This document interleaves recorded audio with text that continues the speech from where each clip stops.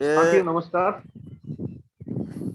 मैं राजीव तिवारी आपके सामने आज एक इम्पोर्टेंट टॉपिक लेकर के आया हूं। इस टॉपिक का नाम है सेल्स साइकिल।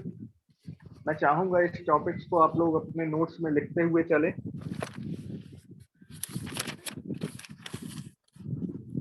इसको आसानी से आप याद करने के लिए लिख सकते हैं।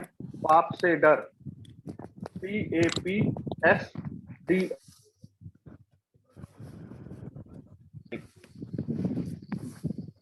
इसमें पहला जो पी होता है वो होता है प्रोस्पेक्टिंग का। जो दूसरा ए होता है वो होता है अप्रोच का। जो तीसरा होता है पी उसको बोलते हैं प्रेजेंटेशन। जो चौथा एस होता है उसको बोलते हैं हम लोग सॉल्यूशन। जो पांचवी चीज होती है डी उसको हम लोग बोलते हैं डिसीजन। और छठवां जो होता है आर उसको हम लोग बोलते हैं रेफरेंस। प्रोस्पेक्टिंग माने होता है हिंदी में आप लिख सकते हो चुनना। अप्रोचिंग में लिख सकते हो पहुंचना। प्रेजेंटेशन में लिख सकते हो बताना। सॉल्यूशन में लिख सकते हैं हिंदी में समाधान देना। डिसीजन में लिख सकते हैं निर्णय लेना। और रेफरेंस में लिख सकते हैं, रेफरेंस को हिंदी में क्या बोलेंगे?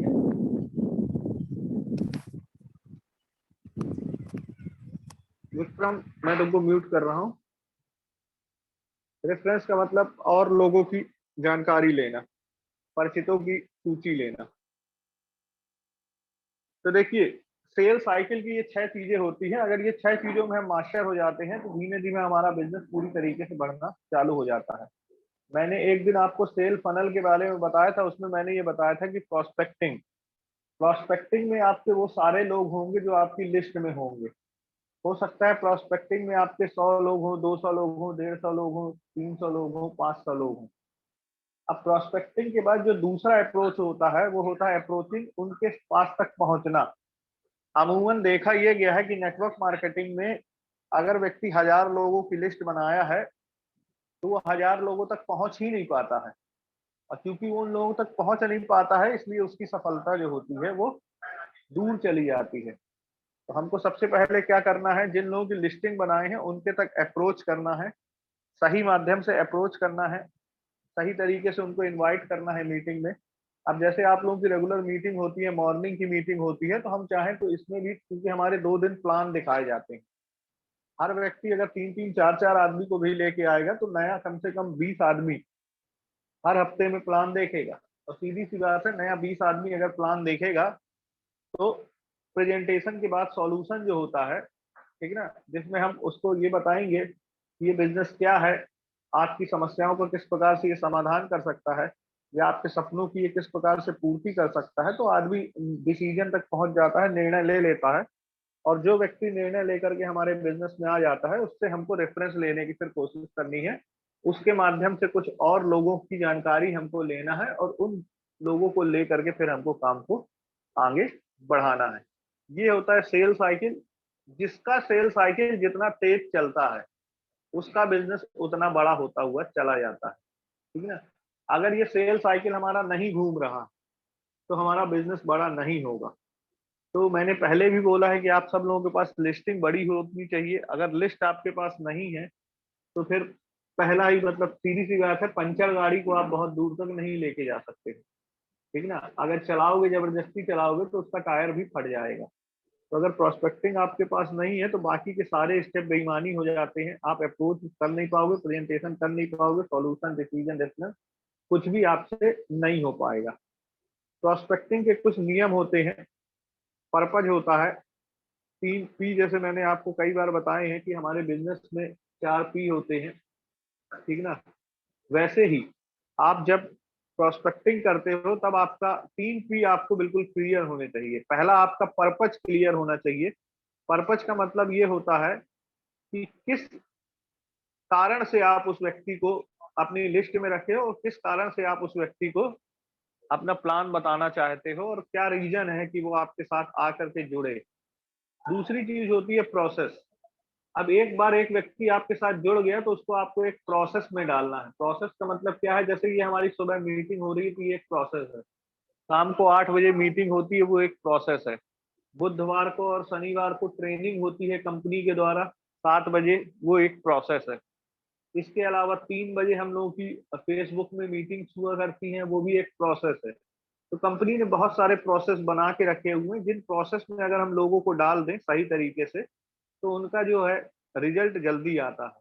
पे ऑफ, पे ऑफ का मतलब क्या है, जब भी आप किसी व्यक्ति को बिजनेस में लेकर के आते हो तो उसको हमको क्या करना है, उसको हमको टूल्स वगैरह से सुसज्जित करना है होते हैं जो कि उसके बिजनेस में उसको सफल बनाते हैं। वो सारे उपकरण हमको उसको प्रोवाइड करना है जिसके कारण उसकी क्षमताएं बढ़ जाएं। आप देखे होंगे अगर एक प्लम्बर भी आपके घर में आता है, नल बनाने वाला भी आता है, तो वो अपने उपकरण लिए रहता है, ठीक ना। तो आपको भी बिजनेस में बेहतर उपकरण मुहैया कराना है जिसके कारण उसका क्या है, जल्दी से जल्दी उसकी पेमेंट बनने लगे और उसका एक विश्वास जो है सिस्टम के ऊपर जगने लगे। अब देखिए ये जो मैंने पहले आपको बताया है उसी साइकिल का ये एक डायग्राम बना हुआ है कि अगर मान लीजिए आपने प्रोस्पेक्टिंग की, ठीक ना, तो ये 100% अगर आप मान लीजिए तो 100% अगर लोगों की आपने प्रोस्पेक्टिंग की तो 20% लोग जो होंगे उनको आप अप्रोच कर पाते हो। मान लीजिए अगर 100 लोगों की आपके पास लिस्ट है तो अमूमन देखा यह गया है कि 100 लोगों के पास अगर हम अप्रोच करने की सोचते हैं तो 20 लोगों के पास हम सही तरीके से अप्रोच कर पाते हैं और उन 20 लोगों को हम सही प्रकार से प्रेजेंटेशन दिखा पाते हैं। और उन 20 में से फिर जो 15 लोग होते हैं वो आपके तथ्य से वो सेटिस्फाइड होते हैं, उनको लगता है कि ये करना चाहिए, और उनमें से जो 5% लोग होते हैं वो एक निर्णय लेते हैं। मतलब अगर हम कहें कि 100 लोगों को आपने मीटिंग में बुलाया तो 20 लोग मीटिंग में आपके आएंगे और 20 लोग उस प्रेजेंटेशन को देखेंगे, 15 लोग निर्णय लेने के बारे में सोचेंगे, लेकिन निर्णय 5 लोग ही लेंगे। लेकिन वो जो 5 लोग आ जाते हैं सर, वो पुनः प्रत्येक आदमी आपको 5-5 आदमी दे देगा। जो व्यक्ति आपके बिजनेस में आ जाता है वो रेफरेंस बहुत जल्दी दे देता है। अभी देखिए अभी हमको रेफरेंस नहीं मिला करते थे, ठीक ना। अभी अ, शशि मैडम ने खूब सारे रेफरेंस दिए, कल अभी मेरे को 3-4 उन्होंने नंबर दिए और अच्छे रेफरेंस दिए। तो सिंपल सी चीज ये है कि जब हम सोचने लगते हैं तो फिर रेफरेंस निकलने लगते हैं, ठीक है ना। हमने एग्री में फोकस किया तो हमारे पास एग्री के रेफरेंस आने लगे। आप जिस दिशा में सोचते हो आपको आपका दिमाग जो होता है, दिमाग के न्यूरॉन्स की ये पावर होती है कि वो आपको उसी दिशा में और आगे बढ़ाता हुआ चला जाता है। तो हमको इस कंपोजिशन को बहुत अच्छे से समझना है। और प्रोस्पेक्टिंग क्यों इंपॉर्टेंट है आप समझिए। प्रोस्पेक्टिंग इसलिए इंपॉर्टेंट है, ये एक जो अभी आपके सामने स्लाइड है, ये ऑनलाइन आप किस प्रकार से लोगों को इनवाइट करोगे उसकी स्लाइड है, ठीक है ना। तो अभी हम ऑनलाइन की बात नहीं कर रहे हैं, हम ऑफलाइन की आपसे बात कर रहे हैं कि ऑफलाइन में आप किस प्रकार से काम करोगे, क्योंकि ऑनलाइन में अभी आप उतने सक्षम नहीं हो अभी काम करने में, अभी जितने लोग हमारे साथ में हैं। लेकिन फिर भी जल्दी से जल्दी हमको ऑनलाइन में शिफ्ट होना है। आप देखिए दूसरे कंपनी के लोग फेसबुक से लोगों को ज्वाइन करा लेते हैं, लाइव इवेंट में उनको लेके आते हैं, ठीक ना, उनको कंटेंट प्रोवाइड करवा देते हैं, ईमेल के माध्यम से लोगों को बुलाते हैं, ठीक ना, ऑर्गेनाइजेशन में घुसते हैं। आप सिंपल समझिए अगर आप किसी संगठन में आपने अपना बिजनेस डाल दिया तो उस पूरे संगठन के लोग आपके साथ में क्या होते हैं, एसोसिएट होते हुए चले जाते हैं। तो हमको ये तरीके अप्लाई करना है। ये आपका मार्केट लिखा हुआ है कि जब भी आप बिजनेस करते हो तो आपको किस तरीके से बिजनेस करना है, ठीक ना। आपको पूरी कोशिश ये करना है कि जब भी आप कोई मीटिंग करवाते हो, वर्चुअल मीटिंग अगर आप कर रहे हो, आपको प्लान शो करना है तो कम से कम आप 200 लोगों का लक्ष्य लेके चलो। अगर आपको ये लगता है कि आपको 40 लोग को बिजनेस में क्लोज करना है, ठीक ना। क्यों, पहले ही जैसे मैंने बताया प्रोस्पेक्टिंग के जो सोर्स होते हैं वो विभिन्न प्रकार के सोर्स होते हैं, और प्रोस्पेक्टिंग के सोर्स में जो होता है वो रिजल्ट जो आता है वो 20% ही आता है, ठीक ना। साथ ही साथ उसमें कुछ इन्फ्लुएंस पीपुल होते हैं। इन्फ्लुएंस पीपुल का मतलब ये, जैसे आपने मान लीजिए किसी टीचर को ज्वाइन करा लिया तो उस टीचर की बात हो सकता है कुछ ज्यादा लोग मानते हो। एक डॉक्टर को आपने ज्वाइन करा लिया या ऐसे व्यक्ति को ज्वाइन करा लिया जिसका प्रभाव है लोगों के अंदर, तो वो ज्यादा से ज्यादा लोगों को बिजनेस में लेकर के आ सकता है। कोशिश हमको ये करनी है कि इन्फ्लुएंसर पीपुल को हमको ज्वाइन कराना है। कोल्ड कॉलिंग भी एक तरीका होता है। कोल्ड कॉलिंग का मतलब ये है जिसको आप नहीं पहचानते हो वो आपको तभी करना है जब थोड़ा सा आप अनुभवी हो जाओ, क्योंकि कॉलिंग के माध्यम से क्लोजिंग जाना थोड़ा सा मुश्किल काम होता है और यहाँ पर आपको सीखना पड़ता है। क्यों? क्योंकि जब आप सामने किसी से बात करते हो, तब आप उसका चेहरा देख पाते हो और बहुत सारी चीज़ों को आप क्या है जज कर लेते हो, लेकिन जब आप फ़ोन में बात करते हो, तो बहुत सारी चीज़ों को आप जज नहीं कर पाते हो। और फ़ोन में अगर आपको क्लोजिंग करना है, तो सामने वाले से आपको सही प्रश्न पूछने की आपके अंदर हैबिट होनी चाहिए। अगर सही प्रश्न आप नहीं पूछ रहे हो, तो आप फिर वो काम नहीं कर पाओगे। अब प्रोस्पेक्टिंग के इसमें बहुत सारे अलग-अलग मेथड लिखे हुए हैं, जैसे एक मेथड है सोशल मीडिया का आप प्रयोग कर सकते हो। जैसे अभी देखा जाए तो रजत सर जी लोग पूरा सोशल मीडिया के ऊपर फोकस कर रहे हैं। अरविंद शर्मा जी को अगर आपने देखा होगा, टोटल सोशल मीडिया के ऊपर वो शिफ्ट हो गए हैं। अभी आप देखिए उनका रेगुलर मीटिंग हो रही है, सोशल मीडिया में उनका रोज कोई ना कोई एक पोस्ट आती है और उसके माध्यम से वो लीड निकाल रहे हैं। और जब लीड निकल के आती है, तो उसको फिर कोल्ड कॉलिंग की जाती है। उसमें लोगों का डाटा इकट्ठा किया जाता है, ठीक है ना? पूरी इंडिया का डाटा इकट्ठा किया जा रहा है, कौन लोग हैं, कहाँ से लोग हैं, और उनसे फिर फ़ोन में बात करके उनकी प्रॉपर लिस्टिंग की जा रही है, उनके सपने देखे जा रहे हैं, उनकी समस्याएँ देखी जा रही हैं। उसके बाद धीमे-धीमे उनको क्या है अ, स सॉल्यूशन प्रोवाइड किया जा रहा है। अगर आप ये प्रक्रिया कर लेते हो, तो आपकी जो चेन होगी बहुत तेज़ी के साथ बढ़ जाएगी, क्योंकि जिस दिन मैंने आपको फ्रेंड्स फ़ॉर्मूला बताया था, उस दिन मैंने आपको ये बोला था कि आपके फ्रेंड जो होंगे आपको सफलता नहीं देंगे, लेकिन उसका जो अंतिम एस था, एस फॉर मैंने स्ट्रेंजर लिखवाया था। स्ट्रेंजर का मतलब होता है वो लोग जिनको आप नहीं जानते, ठीक ना? तो जब वो लोग इस बिज़नेस में आएँगे जिनको आप नहीं जानते हो, तब आपका बिज़नेस क्या होगा, बहुत तेज़ी के साथ बढ़ेगा। नेटवर्क मार्केटिंग बिज़नेस की एक खासियत है, जब तक ये बिज़नेस आपके कंट्रोल में है, तब तक आपको पैसा नहीं आएगा। जिस दिन आपके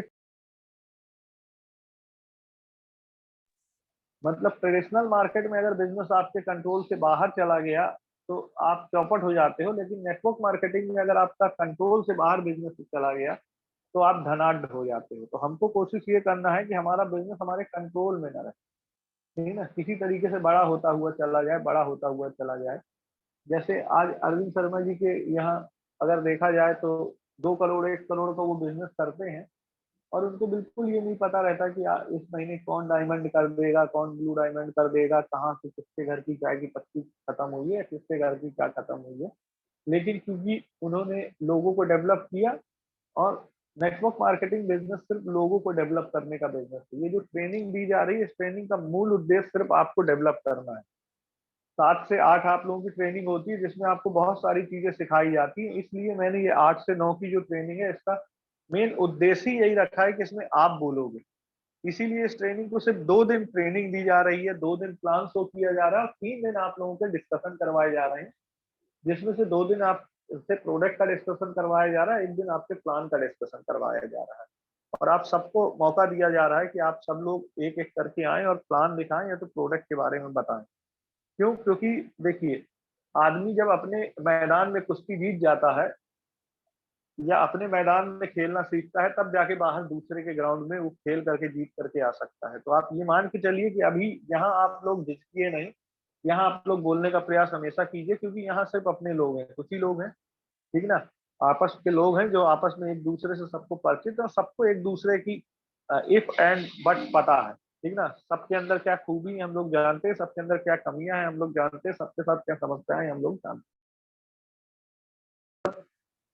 सही तरीके से काम को करना है। इसके बाद जो होता है गेटिंग पब्लिश, ठीक है? गेटिंग पब्लिश का मतलब ये होता है, जैसे आप देखते हो कि क्योंकि हमारा जैसे 1 से 7 तारीख का था, तो पूरा एक बैनर मैंने बना के डाला था। 7 से 13 का एक बैनर मैंने बना के डाला था। आज 14 से 21 का एक बैनर अभी मैं डाल दूँगा। तो जब आपकी मीटिंग्स होती है, तो एक आपका बैनर हो जाए जिसको आप प्रमोट कर दो। अगले 1 हफ्ते का लोगों को शेड्यूल पता रहे कि किस दिन कौन-सी चीज़ होने वाली है। अगर उनको लगता है कि ये वाली ट्रेनिंग हमारे लिए इम्पोर्टेंट है, तो वो उस ट्रेनिंग में जॉइन हो जाएँगे, नहीं तो नहीं जाएँगे। बिज़नेस को बढ़ाने का सबसे आसान तरीका जो होता है, वो होम मीटिंग होता है। मैंने कई बार बोला है, होम मीटिंग अगर आपके ग्रुप में नहीं हो रही, तो आपका बिज़नेस बड़ा नहीं होगा। बिज़नेस की जान होता है होम मीटिंग। और अब होम मीटिंग, चूँकि अभी कोरोना काल था, तो होम मीटिंग बहुत सारी संभव नहीं हो पाती थी, इसलिए लोगों ने ज़ूम का सहारा लेना चालू किया। ज़ूम के माध्यम से हम लोग सेमिनार और वेबिनार करते हैं। सेमिनार का मतलब सिंपल होता है, जो आप बड़ी-बड़ी सभाएँ करते हैं, वो सेमिनार है, और जो आप मोबाइल के माध्यम से करते हैं, वो वेबिनार है। वेबसाइट के माध्यम से जो भी होता है वो वेबिनार होता है। और वेबिनार बहुत आसान होता है। वेबिनार में सरलता रहती है, क्यों? क्योंकि सेमिनार में लोगों का समय जाता है। भाई हम कहते हैं नागौर से कोई व्यक्ति सतना आएगा तो उसका 1 घंटा आना, 1 घंटा जाना, आने जाने का खर्चा और भी बहुत सारी चीजें। लेकिन वेबिनार में उसको कोई दिक्कत नहीं। वेबिनार में वो अपने थोड़ी सी उसको अगर इंफॉर्मेशन है कि कैसे जूम ऐप को चलाते हैं या कैसे यूट्यूब में अगर वेबिनार हो रहा है तो यूट्यूब में कैसे जोड़ते हैं, तो बहुत आसानी से वो सारी चीजें को कर लेगा। ईमेल कैंपेन होता है, ईमेल कैंपेन को अभी आप रहने दीजिए। ऑब्जर्वेशन और नेटवर्किंग, ठीक ना। आपको क्या है, देखिए बिजनेस को आपको ऑब्जर्व करना पड़ेगा, आपको बिजनेस को समझना पड़ेगा। आपके साथ जो लोग एसोसिएट है ना, कोई व्यक्ति बिजनेस करना नहीं चाह रहा है, आपको बिजनेस निकालना पड़ेगा, ठीक है। आप ये मान के चलिए हनुमान जी के अंदर भी क्षमताएं थी, लेकिन उनको अपनी क्षमताओं के बारे में ज्ञान नहीं था, उनको भी जामवंत की जरूरत पड़ी थी। तो हो सकता है आपके लिए कोई दूसरा जामवंत हो, लेकिन आपको भी किसी के लिए जामवंत बनना पड़ेगा, ठीक ना। हर व्यक्ति जो होता है उसको अपनी कैपेबिलिटी के बारे में यकीन नहीं होता है, तो उसको आपको ऑब्जर्व करना है और ये देखना है कि कहाँ से कितना बिजनेस निकल सकता है। एक अच्छा व्यापारी वही होता है जो अपने मार्केट साइज को धीमे धीमे बढ़ाता हुआ चला जाता है। और अगर आपका मार्केट साइज बढ़ता हुआ चला जाएगा और अगर आपका नेटवर्क जितना बड़ा होता हुआ चला जाएगा, आपकी सिक्योरिटी उतनी बढ़ती हुई चली जाएगी। तो मैं हमेशा ये कहता हूँ कि आप इस चीज को देखिए कि बिजनेस आप कर किस लिए रहे हो। क्या बिजनेस सुरक्षा के लिए कर रहे हो? अगर वाकई में बिजनेस अगर आप फाइनेंशियल सिक्योरिटी के लिए कर रहे हो, फैमिली सिक्योरिटी के लिए कर रहे हो, तो आपको अपना नेटवर्क बड़ा करने की बहुत जरूरत है। क्योंकि अगर मान लीजिए आपका नेटवर्क बड़ा नहीं हुआ तो आप फाइनेंशियली रूप से सिक्योर नहीं हो, ठीक ना। अगर आपके सिस्टम में कम से कम 10 डायमंड नहीं है या 10 ब्लू डायमंड आपके नीचे नहीं है, तो फिर आप अपने आप को फाइनेंशियली सिक्योर नहीं मान सकते हो। क्यों? क्योंकि जब तक आप बिजनेस करोगे तब तक बिजनेस होगा, जिस दिन आप बिजनेस नहीं करोगे उस दिन बिजनेस नहीं होगा। लेकिन अगर कुछ ब्लू डायमंड आपके नीचे आ जाते हैं, कुछ रॉयल डायमंड आपके नीचे आ जाते हैं, तो ये इस बात को निर्धारित करता है, इस पैमाने को निर्धारित करता है कि समय के साथ साथ आपका व्यापार आपके कंट्रोल से बाहर निकल जाता है और आपके करने न करने से बहुत ज्यादा फर्क नहीं पड़ता है, बिजनेस आपका होने लगता है। तो आपको प्रोस्पेक्टिंग लिस्ट में सबसे पहले काम करना है, जो मैंने आपको बताया। प्रोस्पेक्टिंग के कुछ टिप्स हैं, इसको आप लोग जान लीजिए तो ये आपको बहुत सहायक होंगे बिजनेस को करने में। Always customise your prospecting method. हमेशा आपको जब प्रोस्पेक्टिंग करनी है तो कुछ पैमाने निर्धारित करने हैं कि किस, जैसे मैंने आपको बताया था फ्रेंड्स फार्मूला बताया था, जलेबी फार्मूला बताया था, मोबाइल फार्मूला बताया था, ऐसे ही बहुत सारे फार्मूले होते हैं, ठीक है ना। आप फैमिली के लोगों की रेफरेंस लिस्ट निकाल सकते हो। तो मतलब प्रोस्पेक्टिंग आपको समझ में आनी चाहिए कि प्रोस्पेक्टिंग आप किस प्रकार से कर रहे हो। और थर्ड पार्टी प्रोस्पेक्टिंग बहुत काम आती है। थर्ड पार्टी का मतलब क्या है, जैसे मान लीजिए जैसे अभी मैडम ने ही दिया, तो मैडम ने रेफरेंस किनका दिया, मैडम ने अपने भाई साहब के रेफरेंस का रेफरेंस दिया। तो मैंने जैसे उनके भाई साहब से बात की, फिर उनके भाई साहब के लोगों से जब मैंने बात की तो भाई साहब का नाम बता के बात की। तो जो व्यक्ति परिचित है वो आपको थोड़ा सा समय दे देता है, फिर वो आपके ऊपर है कि आप कितना काम कर पाते हो या कितना काम नहीं कर पाते हो। हमेशा आपको हाई प्रोफाइल लीड को क्या है कंसंट्रेट करके रखना है। हाई प्रोफाइल लीड का मतलब यही होता है, जैसे हम कह रहे हैं कि ओरेगन 80 अगर कोई व्यक्ति बेच सकता है और हमको ये लगता है कि वो बड़ा दुकानदार है, तो वो हमारा हाई प्रोफाइल लीड है, ठीक है। क्यों? क्योंकि किसी व्यक्ति को अगर हम ज्वाइन कराएंगे तो 1000 2000 3000 बिजनेस वालों का प्रोडक्ट लेगा। लेकिन अगर किसी ऐसे व्यापारी को ज्वाइन कराते हैं जो ऑलरेडी उस काम में लगा हुआ है, ठीक है ना, तो हो सकता है वो आपको 20,000 25,000 50,000 का बिजनेस दे ले। किसी डॉक्टर को आप ज्वाइन कराते हैं जिसकी यहाँ से रोज की कम से कम 10-20 हजार की सेलिंग है, तो वो हो सकता है आपको बड़ा बिजनेस दे दे। तो आपको हमेशा हाई प्रोफाइल लीड को कन्वर्ट करना है, कन्वर्ट करने के तरीकों को सीखना है, ठीक ना। कॉलिंग की आपको रिकॉर्डिंग रखना है और रिकॉग्नाइज करना सीखना है। अगर कॉलिंग के दरमियान आप बिजनेस करते हो तो हमेशा कॉल को अपने रिकॉर्ड करिए और बाद में सुनिए आप उसको। उससे आपको पता चलेगा कि आपने गलतियां क्या क्या की, ठीक है ना। आदमी अपनी गलतियों से सीखता है और वो आदमी सफल हो जाता है जो अपनी गलतियों को दोहराता नहीं। अगर हम बार बार वही गलतियां कर रहे हैं जो गलतियां हमने पहले की थी, तो हमको सफलता में उतना ही टाइम मिलेगा जो लगने वाला है, उससे ज्यादा लगेगा। मतलब मेरे कहने का मतलब है, अगर आप चाहते हो कि आप मेरे से जल्दी सक्सेस हो जाओ या अरविंद शर्मा से जल्दी सक्सेस हो जाओ, तो आपको वो गलतियों में अपना समय और पैसा नहीं खर्चा करना है जिन गलतियों में शर्मा जी ने अपना पैसा और समय खर्चा किया है। अगर अपलाइन बोल रहा है कि भैया सर पटकने से खून निकलता है, तो हमको सर पटक के नहीं देखना है, ठीक है। हमको मान लेना है कि ये नया प्रयोग हम करेंगे तो इस नए प्रयोग का हमको बहुत ज्यादा रिजल्ट मिलने वाला नहीं है। तो बहुत सारे नए प्रयोग आपको नहीं करने हैं। बहुत सारे नए प्रयोग में होता क्या है, समय और पैसा दोनों का लॉस होता है। और सबसे बड़ी बात ये है कि जैसे मोबाइल का अगर आप उपयोग करते हो तो मोबाइल की बैटरी डिस्चार्ज हो जाती है। तो ऐसे ही आप जब गलत जगह एफर्ट लगाते हो तो आपकी बैटरी डिस्चार्ज हो जाती है, आप खुद डिस्चार्ज होने लगते हो। Listening is also important. Sale industry में अगर आप हो, बिजनेस कंसल्टेंट की इंडस्ट्री में अगर आप हो, तो आपके अंदर सबसे बड़ी पावर जो होनी चाहिए वो सुनने की क्षमता होनी चाहिए, ठीक है ना। आप सामने वाले को सुनो, वो कह क्या रहा है, और उसके बाद उसको समाधान दो। हम क्या होता है, हम सुनते नहीं है, हम पहले अपना बताते हैं। और ये एक बड़ा कारण होता है कि पहला बताने के कारण हमको बहुत सारी रिजल्ट नहीं मिलते हैं। क्यों? क्योंकि हर व्यक्ति क्या है, सुनाने के लिए तैयार है, सुनने के लिए कोई व्यक्ति तैयार नहीं। तो आप किसी की सुनो, तो जब आप सुनोगे तो वो फिर आपकी सुनेगा, ठीक है। मैंने कई बार बोला है कि आपको नॉइस एनालिसिस करना है या NOPP एनालिसिस करना है। ये क्या होता है, फिल्टर होता है। फिल्टर मतलब सामने वाले को, जिसको आप लेके आ रहे हो, सबसे पहले आप उसको नीड को जाने।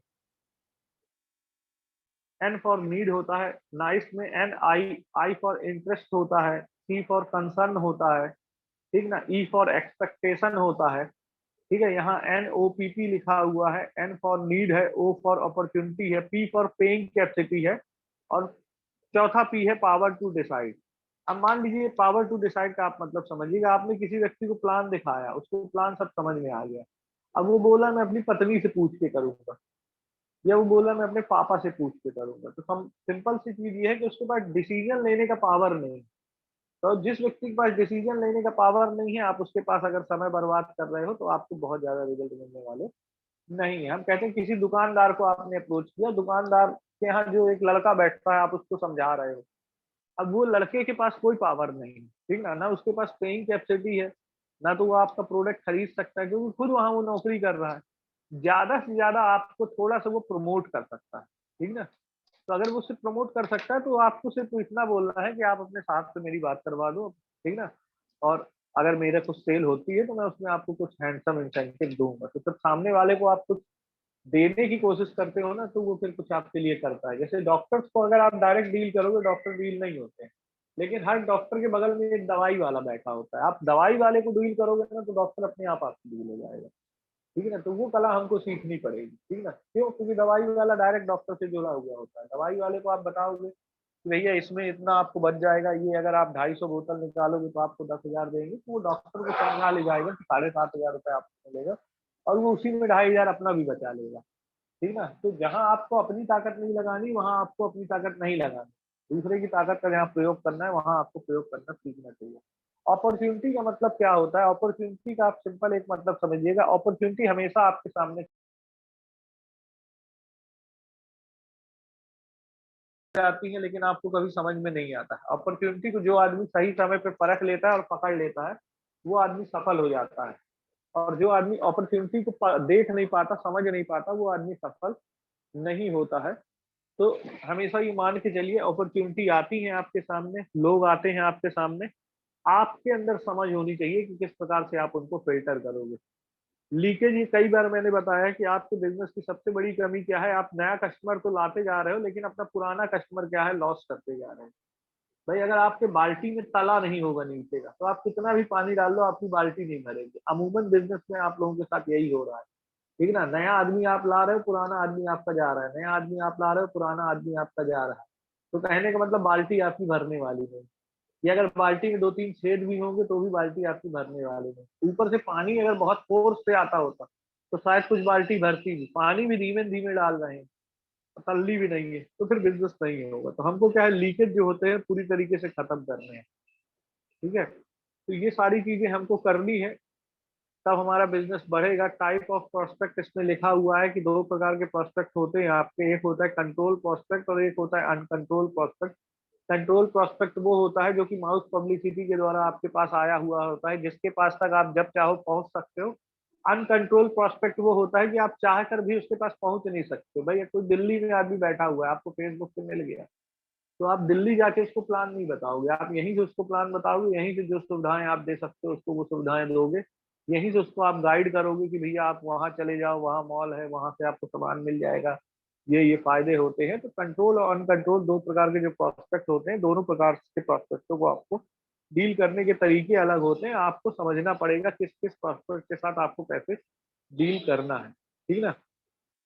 ये एक स्लाइड थी जिसके माध्यम से आपको बिजनेस बताया गया। अब मैं ये चाहूंगा आपको कुछ प्रश्न हो तो आप प्रश्न जरूर पूछें, क्योंकि ट्रेनिंग का देखिए, ट्रेनिंग का बहुत ज्यादा आपको